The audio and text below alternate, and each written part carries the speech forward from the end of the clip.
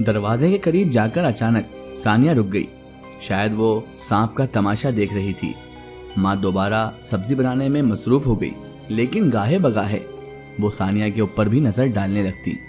एकदम माँ को महसूस हुआ जैसे सानिया के चेहरे की जिल्द, यानी उसकी चेहरे की जो स्किन होती है, उसने अपना रंग बदला है। माँ ने उसको पहले अपना वहम जाना है, लेकिन 2-3 बार ऐसे ही हुआ।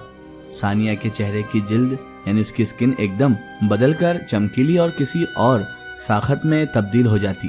माँ हैरानी और खौफजदा नज़रों से उसे देख रही थी। पहले तो जल का रंग थोड़ी थोड़ी देर के बाद ही बदलता था, लेकिन अब जल्दी जल्दी बदल रहा था। और सानिया बार बार कभी अपने चेहरे पर हाथ रखती तो कभी अपनी गर्दन पर। ऐसे लग रहा था जैसे बीन की आवाज़ से खूब ही वो मदहोश होती जा रही है। कुछ लम्हे के बाद ही बीन की आवाज़ आना बंद हो गई और सानिया भी अपनी असली हालत में वापस आने लगी। माँ को इस बात में बहुत खौफजदा कर दिया था। माँ ने जो देखा था उसे समझने में उसे कहीं गलती तो नहीं हो सही, लेकिन उसको समझ नहीं आ रहा था कि वो किससे इस सिलसिले में बात करे या फिर किसको इस बारे में बताए कि उसने जो आज अपनी आंखों से मंजर देखा है। सानिया वापस सहन से गुजरती कमरे में चली गई। उसने कुछ भी कहना मुनासिब नहीं समझा और माँ ने भी उससे कुछ ना पूछा। ताहम माँ सानिया से थोड़ी मोहतात हो गई। उसे सानिया पे कुछ शक होने लगा था, इसीलिए उसने अब सानिया पर नज़र रखनी शुरू कर दी थी। और फिर एक दिन माँ का शक यकीन में बदल गया। माँ सर से लेकर पाँव तक कांप कर रह गई। माँ ने देखा आधी रात का वक्त था। माँ ने सानिया को कमरे से निकलकर सहन में चक्कर लगाते देखा। माँ को लगा शायद उसकी तबीयत खराब है, इसलिए इस तरह से सहन में यूं चक्कर लगा रही है। कुछ देर चक्कर लगाने के बाद सानिया वापस कमरे में चली गई। थोड़ी देर बाद माँ को ना जाना क्या ख्याल आया और इसी ख्याल से वो उसके पीछे कमरे में चली गई। सोचा शायद उसे किसी चीज़ की ज़रूरत होगी या उसकी तबीयत ज़्यादा ख़राब हो, एक बार उससे पूछ लूँ। लेकिन माँ ने जैसे ही कमरे का दरवाज़ा खोला तो सामने चारपाई पे जो देखा उसने माँ को लर्जा कर रख दिया। माँ के पैरों तले ज़मीन खिसका दी। माँ को हैरानी में मुब्तला कर दिया, क्योंकि माँ ने अपनी आंखों के सामने जो मंजर देखा था उससे रूह कांप कर रह गई थी। अभी माँ ने देखा कि सामने चारपाई के ऊपर एक बड़ा सा नाग बैठा हुआ है। उस नाग ने अपना फन फैलाया हुआ है और वह हवा में झूल रहा है। माँ ने अपनी चीख रोकने के लिए एकदम मुंह पर हाथ रख लिया। वो नागिन दरअसल सानिया ही थी, जो कि इंसानी रूप में उस घर में रह रही थी। असल में वो एक सांपनुमा जिनजादी थी। माँ एकदम खौफजदा होकर वापस पलटी और भागकर अपने कमरे में बंद हो गई। सुबह को जब नदीम सोकर उठा तो नदीम माँ के कमरे में रोज़ के मामूल के मुताबिक सलाम करने आया, लेकिन माँ पहले से जाग रही थी और उसकी रंगत पीली पड़ी हुई थी। उसने माँ से पूछा, क्या बात है माँ, तुम इतनी परेशान क्यों हो? तुम्हारी तबीयत तो ठीक है? लेकिन उसके वहमो गुमान में अभी भी कुछ नहीं था कि माँ की परेशानी का ताल्लुक सानिया से होगा, और वो भी ऐसी बात जो ख्वाब में भी नहीं सोच सकता था वो। माँ ने जब उसको सानिया की हकीकत के बारे में बताया तो पहले तो वो हैरत और खौफ से शशदर रह गया, लेकिन फिर वो कहने लगा, माँ ये तुम्हारा वहम भी तो हो सकता है कि तुमने किसी और को देखा हो, या नींद की वजह से तुम्हें कोई ख्वाब या ऐसा कुछ वसवसा आ गया हो जिसको तुम हकीकत समझ रही हो। नदीम की बात सुनकर माँ कहने लगी, ऐसा नहीं है बेटा, मुझे अच्छी तरह पता है मैं जो कह रही हूँ वो बिल्कुल सच है। मैंने उसे अपनी खुली आंखों से पूरे होशो हवास में देखा है बेटा। वो सानिया ही थी जो उस वक्त नागिन बन के अपना रूप धारे बैठी थी। माँ ने पूरे यकीन से नदीम से कहा, लेकिन नदीम ने माँ की बात को अहमियत नहीं दी और यही कहा कि माँ तुम्हें वहम हुआ होगा।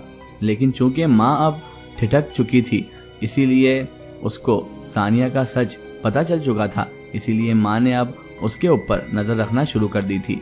और साथ ही साथ माँ उसके ऊपर इस बात का जोर डाल रही थी कि वो किसी तरीके से अपने रिश्तेदारों का पता बताए ताकि नदीम से वहाँ पर छुड़वा दें। लेकिन सानिया माँ की इस बात को बिल्कुल अहमियत नहीं देती थी और ना ही उसका कोई जवाब देती थी कि उसके रिश्तेदार कहाँ हैं ताकि उसे वहाँ छुड़वा सकें। सानिया और नदीम की मोहब्बत इसी तरह परवान चढ़ रही थी। सानिया रोज़ किसी न किसी तरह माँ की आंख बुझाकर इधर खेतों में चली आती और घंटों तक नदीम के साथ बैठकर बातें करती रहती। नदीम के ऊपर सानिया का जादू चल चुका था।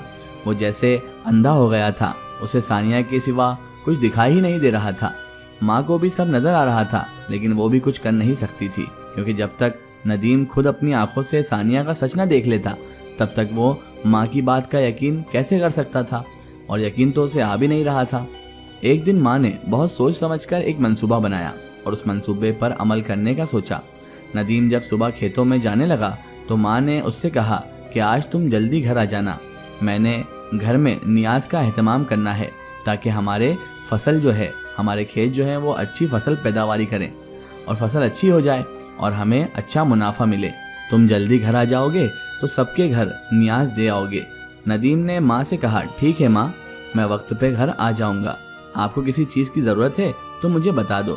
لیکن ماں نے اسے کہا بس تم وقت پر گھر آ جانا۔ ماں کی بات سن کر ندیم کھیتوں میں چلا آیا تھا اور وہاں جا کر وہ اپنا کام کرنے لگا۔ تھوڑی دیر بعد ہی ثانیہ بھی وہاں پر آ گئی۔ ندیم اس کو دیکھ کر ہمیشہ کی طرح مسکرانے لگا۔ وہ اور ثانیہ مل کر ایک چارپائی پر بیٹھ گئے اور باتیں کرنے لگے کہ اچانک ندیم نے پوچھا ثانیہ، یہ تمہارے چہرے پر داغ کیسا ہے؟ کیا یہ پیدائشی ہے یا کسی چوٹ کی وجہ سے ایسا ہوا ہے؟ ندیم کی بات سن کر ثانیہ کے چہرہ ایک دم غصے سے لال ہو گیا۔ اس کی آنکھیں عجیب سی آگ کی لپیٹوں میں جلنے لگی۔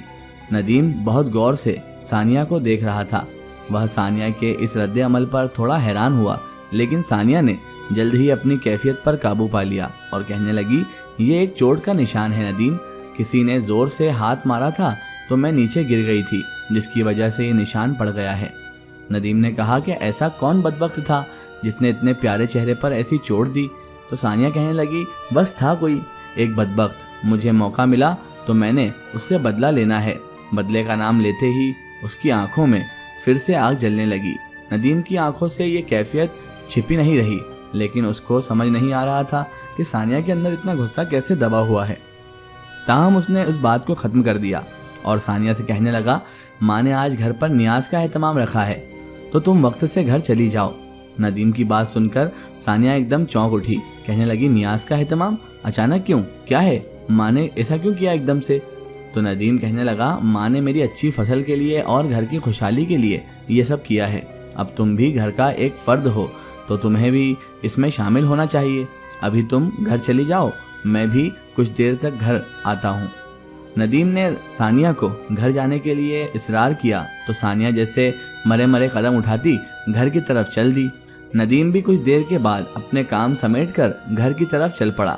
اس کا ارادہ تھا کہ جا کر ماں کے ساتھ کام میں بھی ہاتھ بٹا دے گا، کیونکہ ماں نے ثانیہ سے کوئی کام کروانا نہیں تھا۔